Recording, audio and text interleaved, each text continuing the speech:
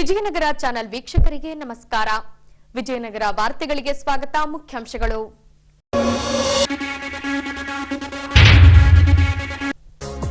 ಅನಂತಶಯನಗುಡಿ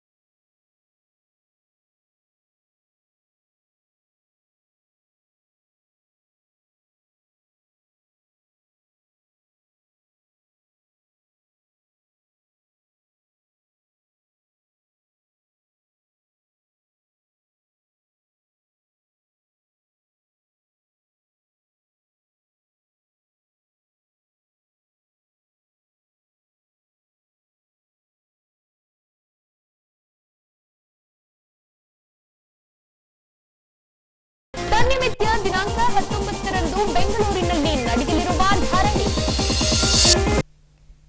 ಈಗ ವಾರ್ತೆಗಳ ವಿವರ. ಅನಂತಶಯನಗುಡಿ ರೈಲ್ವೆ ಲೆವೆಲ್ ಕ್ರಾಸಿಂಗ್ ಗೇಟ್ ಬದಲಾಗಿ ರಸ್ತೆ ಮೇಲ್ಸೇತುವೆ ನಿರ್ಮಿಸಲಾಗುತ್ತಿದೆ. ಇದಕ್ಕಾಗಿ ಕೇಂದ್ರ ಹಾಗೂ ರಾಜ್ಯ ಸರ್ಕಾರದಿಂದ 33 ಕೋಟಿ ಮೊತ್ತದ ಅನುದಾನ ಒದಗಿಸಲಾಗಿ ಸಚಿವ ಆನಂದ್ ಸಿಂಗ್ ರವರಿಂದ ಸೇತುವೆ ಕಾಮಗಾರಿ ಪ್ರಾರಂಭಿಸಲು ದಿನಾಂಕ 16ರಂದು ಶಂಕುಸ್ಥಾಪನೆ ನೆರವೇರಿಸಲಾಯಿತು. ಈ ಅಂಶಕ್ಕೆ ಸಂಬಂಧಿಸಿದಂತೆ ದಿನಾಂಕ 16ರಂದು ಸಚಿವ ಆನಂದ್ ಸಿಂಗ್, ನಗರಸಭಾ ಅಧ್ಯಕ್ಷರು, ರೈಲ್ವೆ ಇಲಾಖಾ ಅಧಿಕಾರಿಗಳು ಹಾಗೂ ಸಂಘ ಸಂಸ್ಥೆಗಳ ಸಹಯೋಗದಲ್ಲಿ ಅನಂತಶಯನಗುಡಿ ರೈಲ್ವೆ ಕ್ವಾರ್ಟರ್ಸ್ ಬಳಿ ಭೂಮಿ ಪೂಜೆ ನೆರವೇರಿಸಿ ರಸ್ತೆ ಮೇಲ್ಸೇತುವೆ ಕಾಮಗಾರಿಗಾಗಿ ಶಂಕುಸ್ಥಾಪನೆ ನೆರವೇರಿಸಲಾಯಿತು. ಬಳಿಕ ದೀಪ ಬೆಳಗಿಸುವ ಮೂಲಕ ವೇದಿಕೆ ಕಾರ್ಯಕ್ರಮಕ್ಕೆ ಚಾಲನೆ ನೀಡಲಾಯಿತು.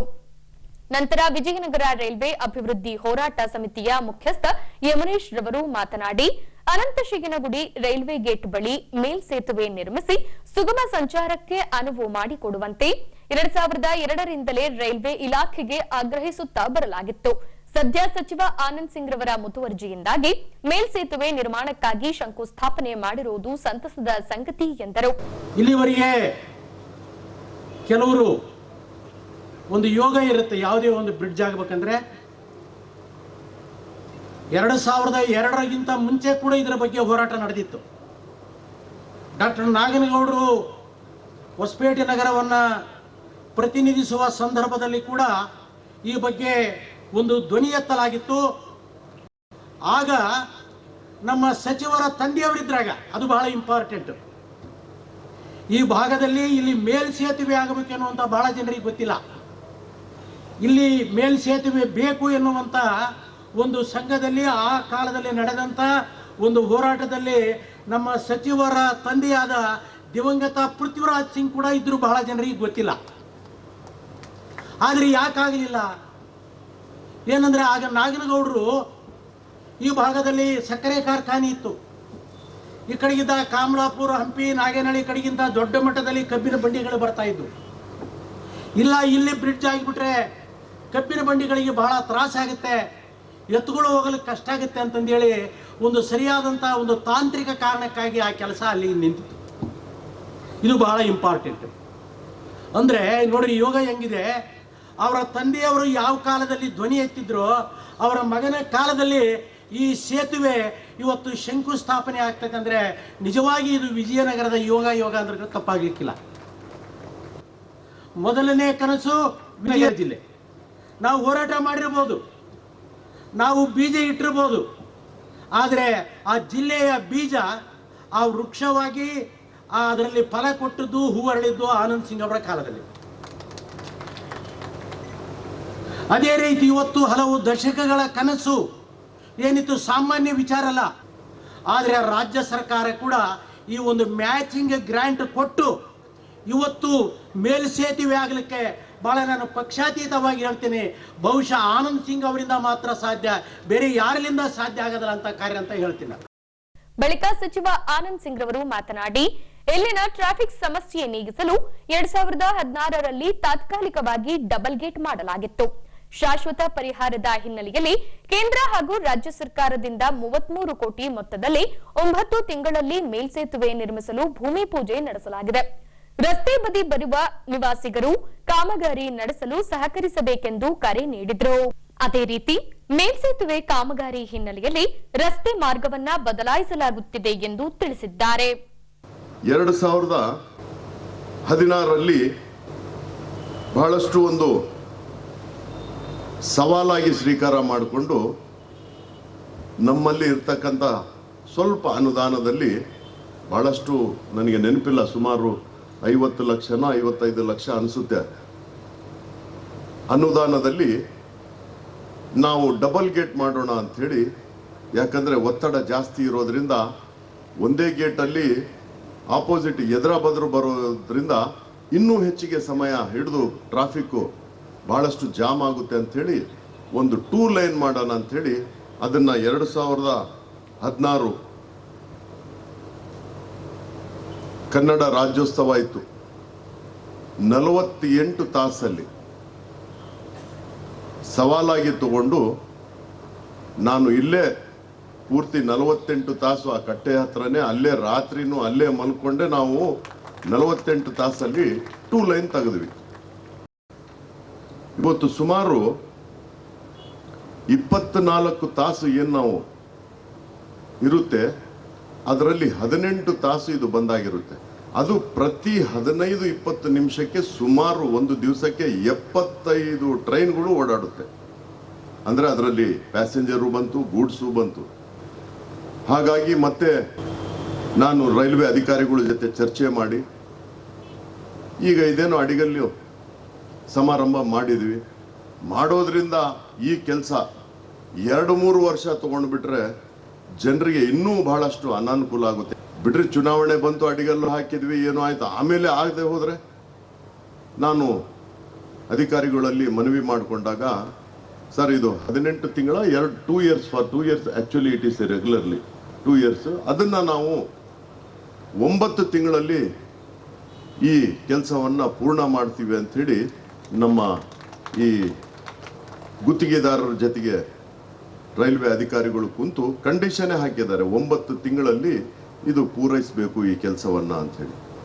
ಹಾಗಾಗಿ ಈ 9 ತಿಂಗಳು ಇಡೀ ನಮ್ಮ ನಗರದ ಆ ಭಾಗದವರು ಈ ಭಾಗದವರು, ರೈಲ್ವೆ ಗೇಟ್ ಆ ಭಾಗದವರು ರೈಲ್ವೆ ಗೇಟ್ ಈ ಭಾಗದವರು ತಮ್ಮ ಸಹಕಾರ ಬಹಳ ಅವಶ್ಯಕತೆ ಇದೆ ಅನ್ನೋ ಒಂದು ಮಾತನ್ನು ನಾನು ತಮ್ಮ ಗಮನಕ್ಕೆ ತರ್ತೀನಿ.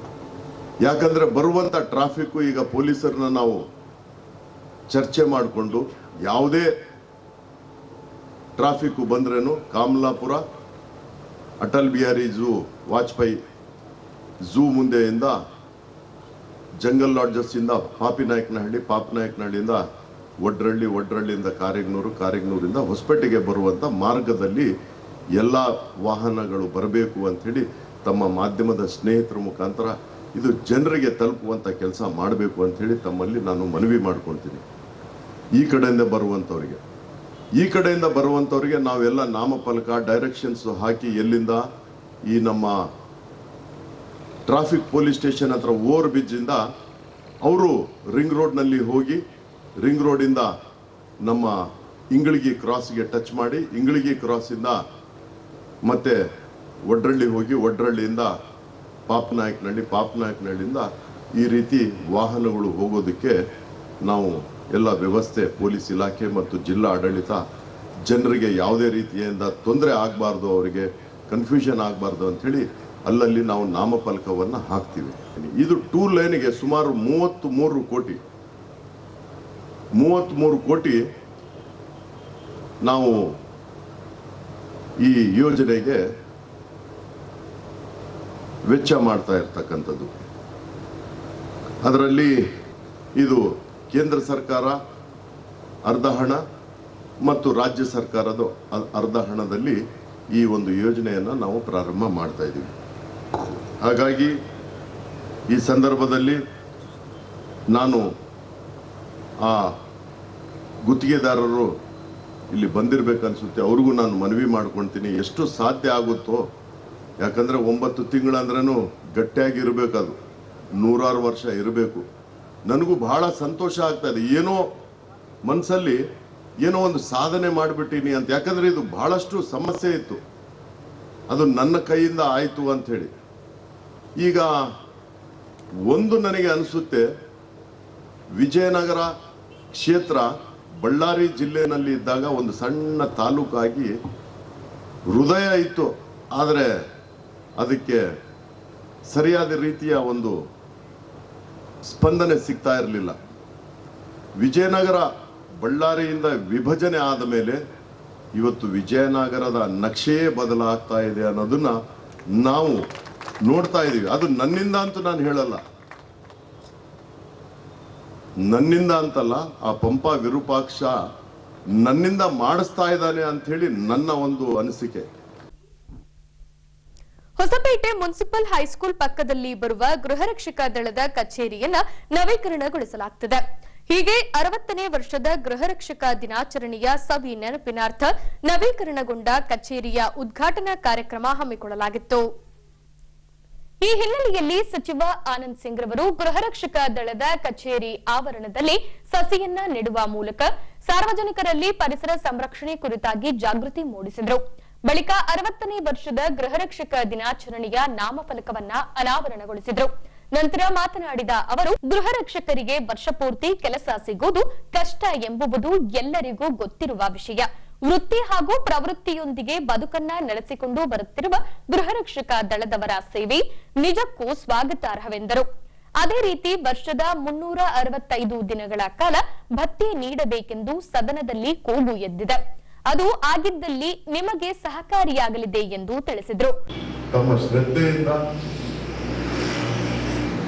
ಕಷ್ಟದಲ್ಲಿ ಇದ್ದು 365 ದಿವಸ ತಮಗೆ ಕೆಲಸ ಸಿಗೋದು ಕಷ್ಟ. ಒಂದೆರಡು ತಿಂಗಳು ಕೆಲಸ ಸಿಗುತ್ತೆ, ಒಂದೆರಡು ತಿಂಗಳು ಕೆಲಸ ಸಿಗಲ್ಲ. ಮತ್ತೆ ದಿನನಿತ್ಯದ ವೃತ್ತಿ ನಿಮ್ದು ಏನಿರುತ್ತೆ ಅದಕ್ಕೆ ಹೋಗ್ಬೇಕು. ಯಾವಾಗ ಕೆಲಸ ಸಿಗುತ್ತೋ ಬಂದೋಬಸ್ತಿಗೆ ಹೋಗುವಂತ ಒಂದು ಪರಿಸ್ಥಿತಿ ಇವತ್ತು ನಮ್ಮ ರಾಜ್ಯದಲ್ಲಿ ಇದೆ. ಆದರೆ ಸರ್ಕಾರದ ಗಮನದಲ್ಲಿ ಖಂಡಿತವಾಗ್ಲೂ ಇದೆ. ಮೊನ್ನೆ ಅಧಿವೇಶನದಲ್ಲಿ ನಿಮ್ಮ ಪ್ರಶ್ನೆ ಉದ್ಭವವಾಯಿತು. ಅದರ ನನ್ನ ಇಲಾಖೆಗೆ ಸಂಬಂಧಪಟ್ಟಿರ್ತಕ್ಕಂಥದ್ದನ್ನ ಸುಮಾರು ಕರ್ನಾಟಕ ರಾಜ್ಯದಲ್ಲಿ ಇವರಿಗೆ ತಿಂಗಳ ರೆಸಿಗ್ನೇಷನ್ ಕೊಡಬೇಕು ಅಂತ ಹೇಳಿ, ಅಂದ್ರೆ ತಿಂಗಳ ಅವರಿಗೆ ನಾವು ಭತ್ಯೆ ಕೊಡಬೇಕು. ನಾವು ಹೆಂಗೆ ಪ್ರವಾಸಿ ಮಿತ್ರರಿಗೆ ಅದು ಟೋಟಲಿ ಕೊಡಕ್ಕಾಗಲ್ಲ. ಸುಮಾರು 4,000 ಇಡೀ ರಾಜ್ಯದಲ್ಲಿ ನನಗೆ ಸರಿಯಾಗಿ ನೆನಪಿಲ್ಲ. ಆದ್ರೆ 2 ಗ್ರೂಪ್ ಅನ್ನ ಮಾಡಿ 900 ಕ್ಷೇತ್ರವನ್ನು ಎಷ್ಟು 930 ಇಡೀ ರಾಜ್ಯದಲ್ಲಿ. ಆ ರಾಜ್ಯದಲ್ಲಿ 930-40 ಇರ್ತಕ್ಕಂಥವ್ರನ್ನ 500 ಜನಗೆ ಒಂದು 6 ತಿಂಗಳು, 500 ಜನ 6 ತಿಂಗಳ ರೊಟೇಷನ್ ಪ್ರಕಾರ ಮಾಡಿದ್ದಾರೆ. ಅದು ಪೂರ್ತಿ ನಮಗೆ 365 ದಿವಸನೂ ವರ್ಷ ತುಂಬಾ ನಮಗೆ ಕೊಡಬೇಕು ಅನ್ನೋದು ಒಂದು ಮನವಿಯನ್ನ ವಿಧಾನ ಪರಿಷತ್ ಸದಸ್ಯರು ಯಾರೋ ಪ್ರಶ್ನೆ ಮಾಡಿದ್ರು. ಅದು ಸರ್ಕಾರದ ಗಮನದಲ್ಲಿದೆ. ಯಾಕಂದ್ರೆ ಬಂದೋಬಸ್ತಿಗೆ ಹೋಗ್ಬೇಕಾದಾಗ ನಿಮ್ಮ ಸಹಕಾರ ಇಲ್ಲಂಗೆ ಬಂದೋಬಸ್ತ್ನಲ್ಲಿ ಇಡೀ ಪೊಲೀಸ್ ಇಲಾಖೆ ವತಿಯಿಂದ ನಿಭಾಯಿಸೋಕೆ ಸಾಧ್ಯ ಇಲ್ಲ. ಆದ್ರೂ ಏನಾಯ್ತು, ನಾನು ಮಂತ್ರಿಗಳ ಗಮನಕ್ಕೆ ತರ್ತೀನಿ. 25,000 ಅಂದ್ರೆ ಬಹಳ ದೊಡ್ಡ ಸಂಖ್ಯೆ ಆಗುತ್ತೆ. ಅದು ಕ್ಯಾಬಿನೆಟ್ ನಲ್ಲಿ ತೀರ್ಮಾನ ತಗೋಬೇಕಾಗುತ್ತೆ. ನೋಡೋಣ, ನೀವು ಇಷ್ಟು ಅಚ್ಚುಕಟ್ಟಾಗಿ ಮಾಡಬೇಕಾದಾಗ ಇಡೀ ರಾಜ್ಯದ ಒಂದು ಸಂಘಟನೆ ಮಾಡಿಕೊಂಡು ಒಂದು ಸರ್ಕಾರದ ಗಮನ ಸೆಳೆಯುವಂತ ಕೆಲಸ ಮಾಡಬೇಕಾಗುತ್ತೆ. ಆದ್ರೂ ಒಂದು ಸತಿಗೆ ಏನಂದ್ರೆ ಅನಿವಾರ್ಯ ಪರಿಸ್ಥಿತಿ ಆಗ್ಬಿಡುತ್ತೆ. ಯಾಕಂದ್ರೆ ಸರ್ಕಾರದ ಮೇಲೆ ಒತ್ತಡ ಮಾಡಬೇಕಾದಾಗ ಏನಾದರೂ ಸರ್ಕಾರನು ನಿಮ್ಮ ಮಾತಿಗೆ ಸ್ಪಂದಿಸೇ ಹೋದಾಗ ನಿಮಗೂ ನೋವಾಗುತ್ತೆ ಅನ್ನೋ ಒಂದು ವಿಚಾರಕ್ಕೆ ನಾನು ಸಲಹೆ ಕೊಡಬಹುದು. ಹಾಗಾಗಿ ಮುಂದೆ ಬರುವ ದಿನಗಳಲ್ಲಿ ಖಂಡಿತವಾಗ್ಲೂ ಈ ತಮ್ಮ ಸಮಸ್ಯೆಗೆ ಸ್ಪಂದಿಸುವಂತ ಕೆಲಸ ಮಾಡೋಣ. ಬಳಿಕ ಸಚಿವ ಆನಂದ್ ಸಿಂಗ್ ರವರಿಗೆ ಸನ್ಮಾನಿಸಿ ಗೌರವಿಸಲಾಯಿತು. ಕರ್ನಾಟಕ ಪ್ರದೇಶ ಕಾಂಗ್ರೆಸ್ ಸಮಿತಿಯಿಂದ ದಿನಾಂಕ 17ರಂದು ನಗರದ ಡಾಕ್ಟರ್ ಪುನೀತ್ ರಾಜ್ಕುಮಾರ್ ಜಿಲ್ಲಾ ಕ್ರೀಡಾಂಗಣದಲ್ಲಿ ಪ್ರಜಾಧ್ವನಿ ಯಾತ್ರೆ ಕಾರ್ಯಕ್ರಮ ನಡೆಯುತ್ತಿದೆ.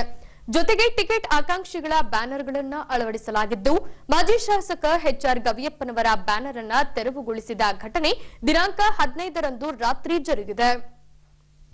ಹೌದು, ಜಿಲ್ಲಾ ಕ್ರೀಡಾಂಗಣದಲ್ಲಿ ಪ್ರಜಾಧ್ವನಿ ಯಾತ್ರೆಯ ನಿಮಿತ್ತ ಬೃಹತ್ ವೇದಿಕೆಯನ್ನ ಸಿದ್ಧಪಡಿಸಲಾಗುತ್ತಿದೆ. ಈ ಕಾರ್ಯಕ್ರಮ ದಿನಾಂಕ 17ರಂದು ನಡೆಯಲಿದೆ. ಇಲ್ಲಿ ಅಂದ್ರೆ 90 ವಿಜಯನಗರ ವಿಧಾನಸಭಾ ಕ್ಷೇತ್ರದ ಕಾಂಗ್ರೆಸ್ ಪಕ್ಷದ ಟಿಕೆಟ್ ಆಕಾಂಕ್ಷಿಗಳ ಬ್ಯಾನರ್ಸ್ ಗಳನ್ನ ಅಳವಡಿಸಲಾಗಿದೆ. ಅದರಲ್ಲಿ ಮಾಜಿ ಶಾಸಕ HR ಗವಿಯಪ್ಪನವರ ಬ್ಯಾನರ್ ಕೂಡ ಒಂದಾಗಿದ್ದು, ದಿನಾಂಕ 15ರಂದು ರಾತ್ರಿ HR ಗವಿಯಪ್ಪನವರ ಬ್ಯಾನರ್ ಅನ್ನ ತೆರವುಗೊಳಿಸಿದ ಸನ್ನಿವೇಶ ಜರುಗಿದೆ. ಈ ಅಂಶವನ್ನ ಮನಗಂಡ HR ಗವಿಯಪ್ಪನವರ ಅಭಿಮಾನಿಗಳು ಹಾಗೂ ಮಾಜಿ ನಗರಸಭಾ ಸದಸ್ಯರೂ ಆಗಿರುವ ನಿಂಗಪ್ಪ ಹಾಗೂ ರಾಮಚಂದ್ರರವರು, ಸ್ಥಳದಲ್ಲೇ ಇದ್ದ ಮಾಜಿ ಸಚಿವ ಬಸವರಾಜ ರಾಯರೆಡ್ಡಿ, ಮುಖಂಡ ವೆಂಕಟರಾವ್ ಘೋರ್ಪಡೆ ಹಾಗೂ ಟಿಕೆಟ್ ಆಕಾಂಕ್ಷಿ ರಾಜಶೇಖರ್ ಹಿಟ್ನಾಳ್ ರವರ ವಿರುದ್ಧ ಮಾತಿನ ಚಕಮಕಿ ನಡೆದಿದ್ದು ಕಂಡು ಬಂದಿದೆ. ಆದ್ರೆ HR ಗವಿಯಪ್ಪನವರ ಬ್ಯಾನರ್ ಅನ್ನ ಯಾಕೆ ತೆರವುಗೊಳಿಸಿದರೆಂಬ ಕುರಿತು ನಿಖರ ಮಾಹಿತಿ ತಿಳಿದು ಬಂದಿಲ್ಲ. ಬೇಡ, ನಮಗೆ ಅಭಿಮಾನಕ್ಕೋಸ್ಕರ ನಾವು ಇದಕ್ಕೋಸ್ಕರ ಕೇಳ್ತಿದೀವಿ.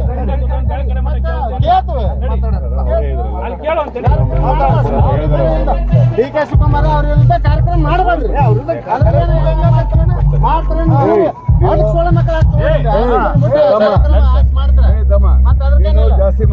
ಜಾಸ್ತಿ ಮಾತಾಡೋದಲ್ಲ, ನಾವು ಮಾತಾಡ್ತೀವಿ. ನಾನು ಪ್ರಜಾಪ್ರಭುತ್ವ ಒಬ್ಬ ಕಾರ್ಯಕರ್ತ ಮಾಡ್ತೀವಿ, ಮಾತಾಡ್ತೀವಿ.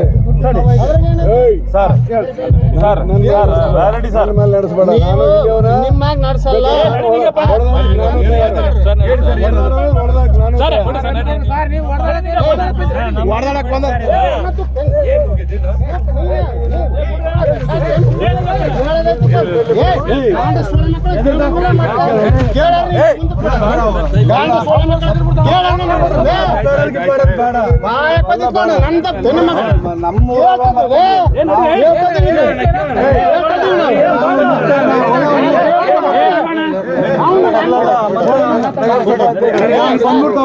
ನಮ್ಮನ್ನ ತಪ್ಪಿಡಿದ್ರೆ ಮತ್ತೆ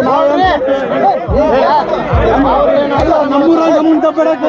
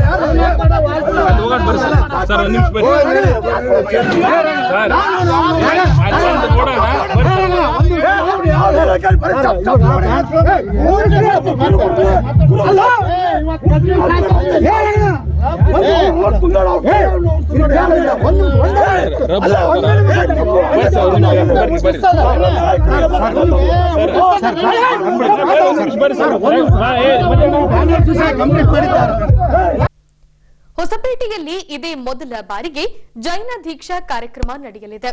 ಹೊಸಪೇಟೆ ಶ್ರೀ ಆದಿನಾಥ ಜೈನ ಶ್ವೇತಾಂಬರ ಸಂಘದ ಸಹಯೋಗದಲ್ಲಿ ನಡೆಯಲಿರುವ ಕಾರ್ಯಕ್ರಮದಲ್ಲಿ ಹೊಸಪೇಟೆಯ ಮುಮುಕ್ಷು ವಿಧಿ ಕುಮಾರಿರವರು ದೀಕ್ಷೆ ಪಡೆಯಲಿದ್ದಾರೆ.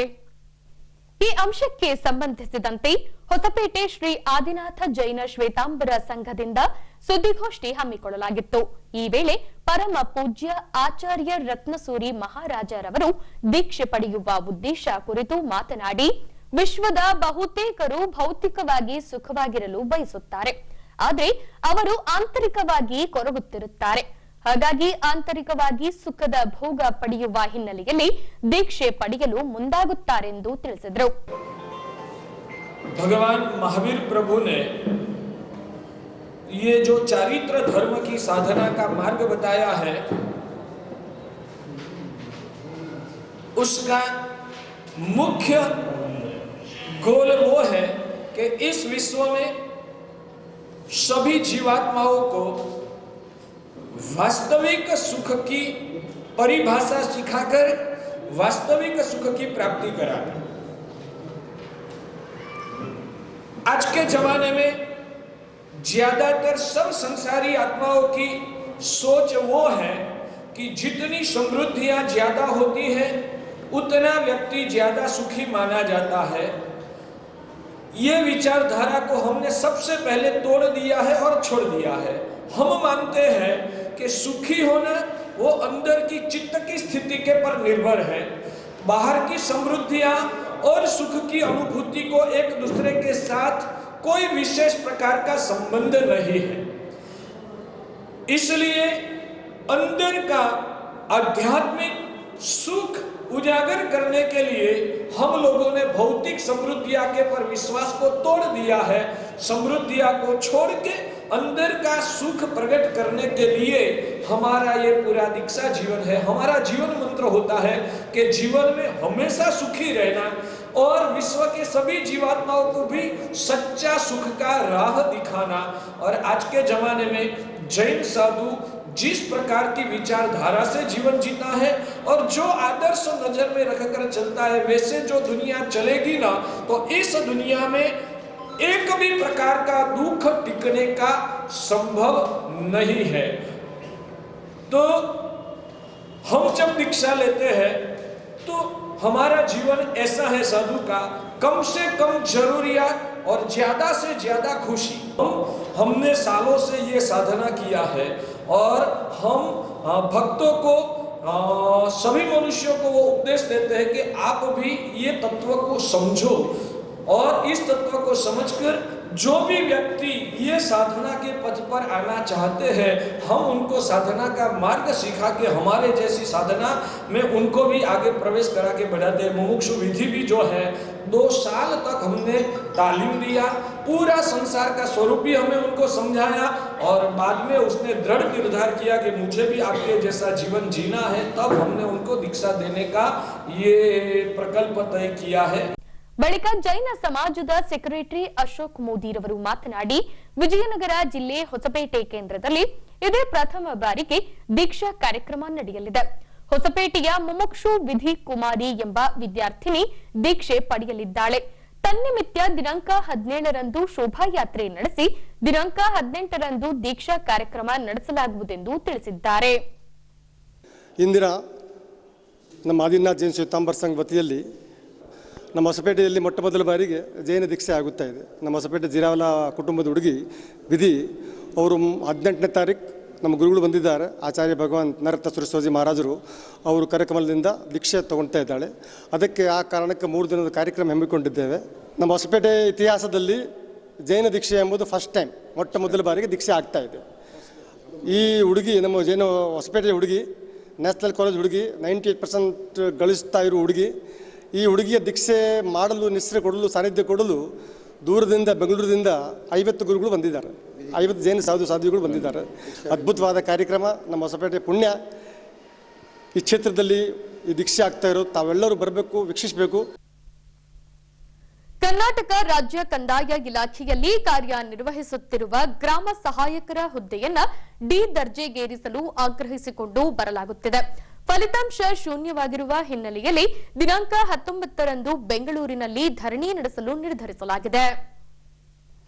ಈ ಅಂಶಕ್ಕೆ ಸಂಬಂಧಿಸಿದಂತೆ ಕರ್ನಾಟಕ ರಾಜ್ಯ ಸರ್ಕಾರಿ ಕಂದಾಯ ಇಲಾಖೆ ಗ್ರಾಮ ಸಹಾಯಕ ಸಂಘ ವಿಜಯನಗರ ಜಿಲ್ಲಾ ಘಟಕದಿಂದ ಸುದ್ದಿಗೋಷ್ಠಿ ಹಮ್ಮಿಕೊಳ್ಳಲಾಗಿತ್ತು.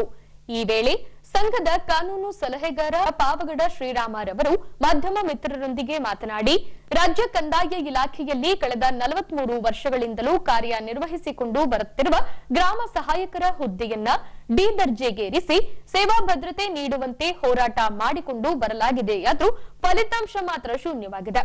ಹಾಗಾಗಿ ಇದೇ ತಿಂಗಳು 19ರಂದು ಬೆಂಗಳೂರಿನ ಸ್ವಾತಂತ್ರ್ಯ ಉದ್ಯಾನವನದಲ್ಲಿ ಧರಣಿ ಸತ್ಯಾಗ್ರಹ ಹಮ್ಮಿಕೊಳ್ಳಲಾಗಿದೆ ಎಂದು ತಿಳಿಸಿದ್ದಾರೆ. ಪಾವಗಡ ಶ್ರೀರಾಮ್ ಗ್ರಾಮ ಸಹಾಯಕ ಸಂಘದ ಕಾನೂನು ಸಲಹೆಗಾರರು, ಮಾದಿಗ ದಂಡೋರ ಸ್ಟೇಟ್ ಪ್ರೆಸಿಡೆಂಟ್. ಇದೇ ತಿಂಗಳು 19ನೇ ತಾರೀಕು ಗ್ರಾಮ ಸಹಾಯಕರಿಗೆ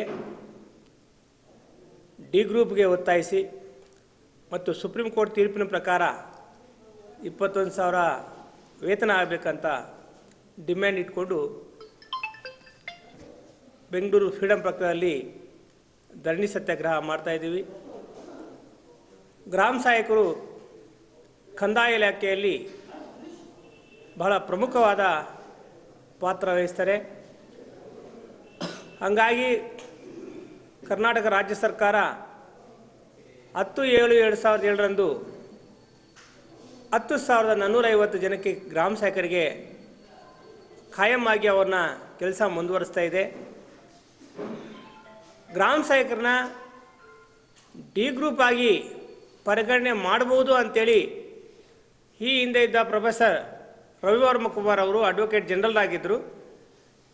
ರಾಜ್ಯ ಸರ್ಕಾರ ಅಡ್ವೊಕೇಟ್ ಜನರಲ್ ರಿಪೋರ್ಟ್ ಬಂದರೆ ಗ್ರಾಮ ಸಹಾಯಕರಿಗೆ ಡಿ ಗ್ರೂಪ್ ಮಾಡ್ತೀವಿ ಅಂತ ಹೇಳಿದರು.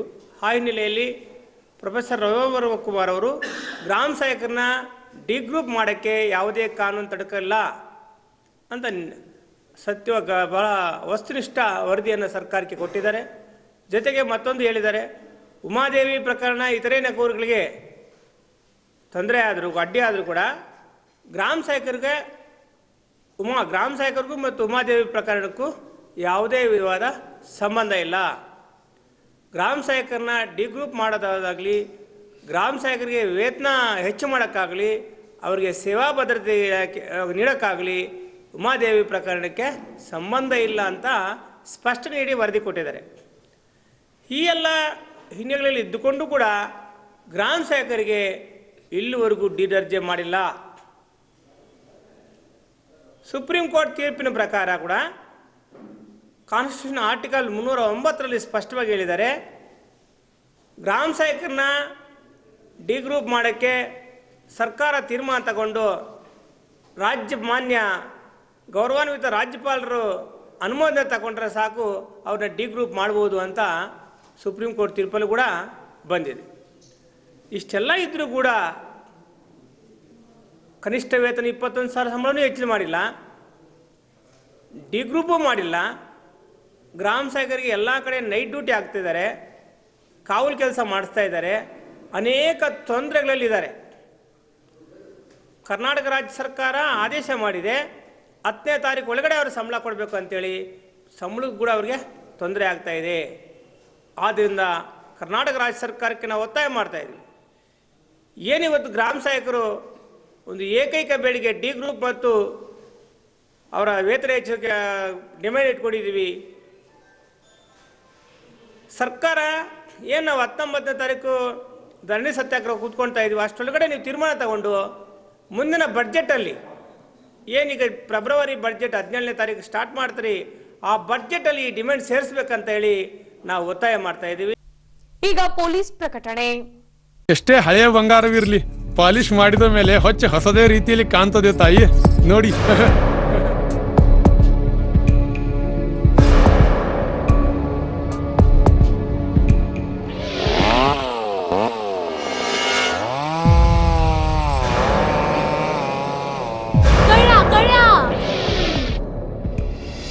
ತಾಯಿ, ನಿಮ್ ಮೈ ಮೇಲೆ ಅದೋ ಹೊಲಸು ಬಿದ್ದಿದೆ.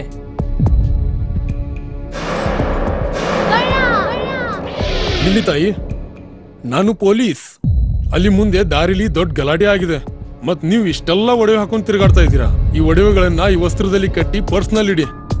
ಹಾಕಿ ಪರ್ಸ್ನಲ್ಲಿ ಇಡೋಣ. ಅಲ್ಲೇ ಮುಂದ್ಗಡೆ ಆಗಿದೆ.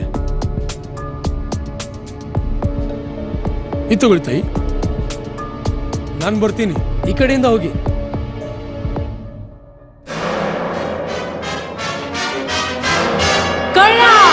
ಇಂತಹ ಮೋಸದ ಸಂಗತಿ ನಿಮಗೂ ನಡೆಯಬಹುದು. ತಮ್ಮ ಬೆಲೆ ಬಾಳುವ ಒಡವೆ ಆಭರಣ ವಸ್ತುಗಳನ್ನು ಎಚ್ಚರಿಕೆಯಿಂದ ಕಾಪಾಡಿ.